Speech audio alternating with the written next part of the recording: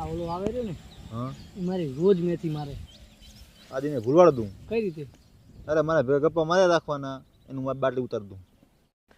કાં જાગીરદાર ઓહો આવો આવો. બકરા લઈને આવ્યા હો? હોય હા તો બે ભાઈ આયા. હા હું એ ભેહું લઈને આવ્યો તો બરોબર. તે મેં ખીચામાં હાથ નાખ્યો. હું રો બહાર નીકળ્યો છે. ના ના એટલે મારે બુતાલાલ ખાવી હતી એટલે પણ ખીચામાં બુતાલાલ નથી. બરોબર. પછી હું હોય કીધી એમથી. પછી હું તમને જોઈ ગયો હા તો મેં કીધું આમના કાન બુતાલાલ હશે ખરા અને આ મને ખવડાવશે ખરા. ખવડાવું ખરો હા પણ એક આપણે ગેમ રમી પહેલા. આ વગડામાં શું ગેમ રમશું? વગડામાં રમાય જે ના પડે ને બરોબર. 1000 રૂપિયા દેવાના. એટલે ના નહીં પાડવાની. ના નહીં પડવાની બધી વાતમાં હા કરવાની. હા ના પડે 1000 દેવા પડશે. આમ તો હેલું કહેવાય શું? આમ હેલી તો કાઠું થવું પડે આમ. આ કાઠું થવું પડે અને 1000 રૂપિયાની શરત. 1000 રૂપિયાની શરત. આપણે દાનકી પડી જશે. તમે તાર કરો ચાલુ. હાલો તમે ચાલુ કરો કે હું ચાલુ કરું? અમે ચાલુ કરીએ બે ભાઈ છે ને. હા બહુમતી જીતે બરોબર. કરો ચાલુ હાલો. તો મારા દાદાને તો બોકતા છો તમે. અરે તમારા દાદાને તો હું શું આખું ગામ આખું ગુજરાત ઓળખે અને બકરીવાળા તરીકે પ્રખ્યાત હતા. એ બકરી એ બહુ ખતરનાક હતી હો.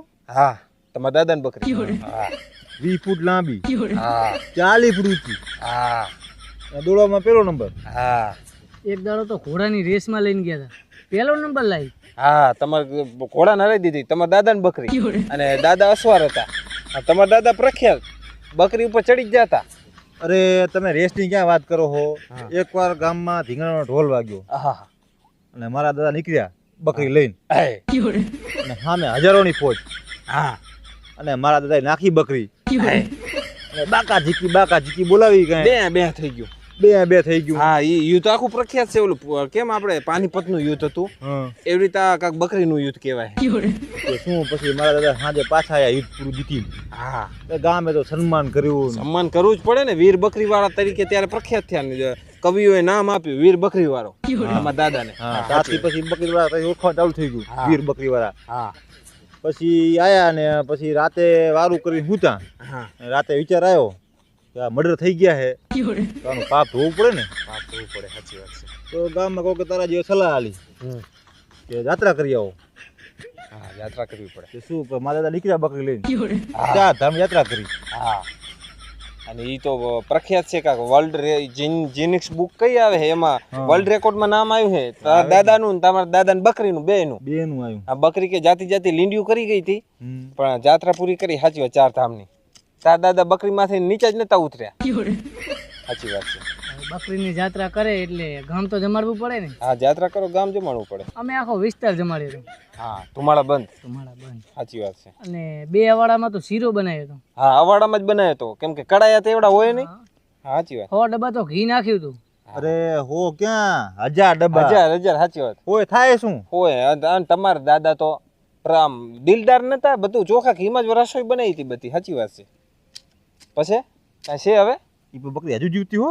હા બકરી જીવતી હશે કેમ કે તમારે ઊભી જો. હા ઈ રહી એમ ને. હા ઈ દેખાય જ છે રી. જોવો ને તેજસ્વી બકરી છે ને એકદમ. રૂપ તો જોવો ને. હા રૂપારી. હજી ક્યાં કાઢી થઈ છે થાય. તમારા દાદાની બકરી. તમારા દાદા આ બકરીને બહુ પ્રેમ કરતા. હા હવે છે કાંઈ? હવે અમે તો થાક્યા આવો. તું જબર કાઠો થયો. હા પણ તો પછી હવે હું ચાલુ કરું તમે કાંઠા થાજો. અમે તો કાઠા હો તો જ બકરી ચાલતા હોય ને. હા એટલે તમે તો પહેલેથી ખાનદાની કાંઠા તમે. કેમ કે તમારા દાદા હા તમારા દાદા બહુ કાંઠા. તમારા દાદાની બકરી બહુ કાઠી. પણ અમારા દાદા તમારા દાદા જેવા કાંઠા નહીં. અમારા દાદા તો પોચા. કેમ કે તમારે કને આવી પ્રખ્યાત બકરી હતી ને. અમારે કને આવી પ્રખ્યાત બકરી નથી. અમારે કને તો ભેહું હતી. ભેહું 800 ફરીને પાછી. ભેહું તો 800 અને મારા દાદાએ 800. દૂધ એનું તમે ખો ને. હા દૂધ એનું ખાઈ. પણ અમારે ભેહું દૂધે બહુ સારી હતી. દૂધ તો કાઢે ને. ભેહું તો દૂધ મળે જ હોય. પણ કેવું દૂધ કાઢતી ખબર છે? એક જ ભેહ હતી પણ દૂધ કાઢે તલાવ ફરી જાય. હા બે છકણા ખરા. જેસીબી થી પાર બંધાઈ હતી. પછી મારા દાદા શું કરે ખબર છે? તલાવમાં મેરવણ નાખી દે. દાદા કરે. ઈ કરે દાદા. ઈ 800 ખરા ને કરે બધું. પછી તલાવનું દૂધનું દહીં થઈ જાય. પછી તલાવમાં આવો ધોકો લે અને આમ વલુવી નાખે તલાવને. આખા તલાવને વલુવી નાખે. હા પછી ઉનાળાનો તડકો તપે એટલે દૂધ તવી જાય આફૂતું અને પછી ઘીનો અવાડા ભરી લે મારા દાદા. પછી તો મારા દાદાએ ડબ્બા ભરવાનું ચાલુ કર્યું અને સૌ પહેલો દુનિયામાં ડબ્બો મારા દાદાએ ઘીનો ભર્યો. હા એ મેં વાંચ્યું તું ઓલો બુકમાં લખેલું હતું. હા, દુનિયામાં સૌ પહેલી ડબ્બાની શોધ કરી મારા દાદાએ. એટલે મારા દાદા ડબ્બાવાળા તરીકે ઓળખાતા. દાદા કરે ઈ હાચી. અને મારા દાદા કને ડબ્બા ભર્યા એક જ રાતમાં, ખોબે ખોબે હો પાછા, એક જ રાતમાં 10,000 ડબ્બા ભર્યા હતા. ખોબે હા, ખોબે ભર્યા હતા. ઈ દાદા કરે ઈ અને ના કરે. એમ કરતા કરતા અમે આ એરિયાના સૌથી મોટા ઘીના વેપારી થઈ ગયા. ઈ તો દાદા હતા. ઈ તો અમે બહુ પ્રખ્યાત હતા આમ હા, ઘી તરીકે તો. હા, અને ઓળખાતા હતા ઘી તરીકે. ઘી તરીકે. પછી એક દી કેવું થયું હમ. કે તાર દાદા જાત્રા કરીને આયા હા અને મોટો મલક જમણવાર કર્યો ને, હા એટલે તાર દાદાને ઘીના ડબ્બાની જરૂર પડી ને તો એ મારા દાદા કાંથી લીધા હતા. દાદા શેકો આપીને આ કે એટલા બધા ડબ્બા. હા, પોતા દાદા મોઘા બહુ હતા હો.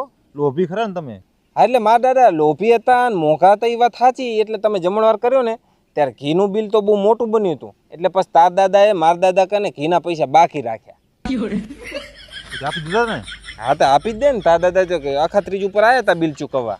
આપી દે મતલબ રાખે નહીં બાકી. હા, જાગીરદાર ખરા ને. એટલે 990 ડબ્બાના પૈસા આપ્યા, 10 ડબ્બાના પૈસા બાકી. અને લખીને ગયા હતા કે આ પૈસા મારા પોતરા કનથી લેવાના. અમારા નામ લખે છે. હા, તમારા જ નામ લખ્યા હતા. ઈ ટાણે. હા, એટલે બોલો હવે ઈ તમે 10 ડબ્બાના પૈસા આપો હો કે 1000 રૂપિયા આપો હો? દેખાતી નહીં આપણે. હું બકરી આંટો મારતો હું. ઉભો રે, એ બકરી ક્યાંય ગઈ નહીં, બકરી ડબ્બામાં આવી ગઈ તમારી.